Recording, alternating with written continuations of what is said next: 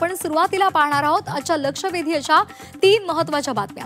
पहिली लक्ष वेधून घेणारी बातमी आहे ती म्हणजे शिवसेना, उद्धव बाळासाहेब ठाकरे पक्ष आणि मनसेच्या एकत्रित मोर्चाची। आगामी मनपा निवडणुकांसाठी ठाकरे येण्याची चर्चा असतानाच ठाण्यामध्ये शिवसेना, उद्धव बाळासाहेब ठाकरे पक्ष आणि मनसेचा एकत्रित मोर्चा निघणार आहे। या मोर्चामध्ये शरद पवार यांची राष्ट्रवादी सुद्धा सहभागी होणार आहे। ठाण्यामधील वाहतूक कोंडी, पाणी प्रश्न, पालिकेमधला भ्रष्टाचार या सर्वच मुद्द्यांवर एकत्रितपणे हा मोर्चा काढला जाणार आहे। ठाण्यामधील गडकरी रंगायतांपासून महापालिका भवनापर्यंत या मोर्चाचं आयोजन करण्यात आलेलं आहे। त्यामुळे या संदर्भातली माहिती सुद्धा आपण या बातमीपत्रामध्ये जाणून घेणार आहोत।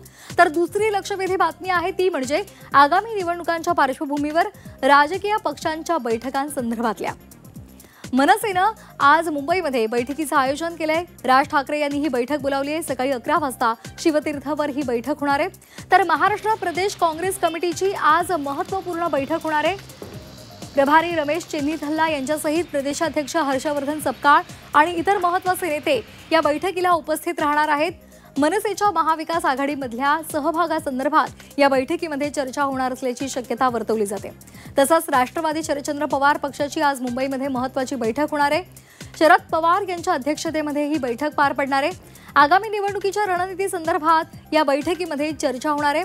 त्यामुळे या संदर्भातली माहिती सुद्धा आपण जाणून घेणार आहोत। तर तिसरी लक्ष वेधून घेणारी बातमी आहे एसटी कर्मचाऱ्यांच्या आंदोलनाची।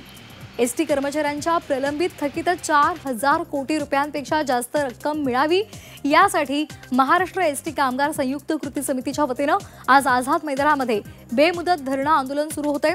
याच पार्श्वभूमीवर एसटी कामगारांच्या आंदोलनासंदर्भात सर्व एसटी संघटनांची बैठक उपमुख्यमंत्री एकनाथ शिंदे यांच्या अध्यक्षतेखाली पार पडणार आहे। त्यामुळे या बैठकीमध्ये नेमकं काय होऊ शकतं त्या संदर्भातले अपडेट सुद्धा आपण जाणून घेणार आहोत।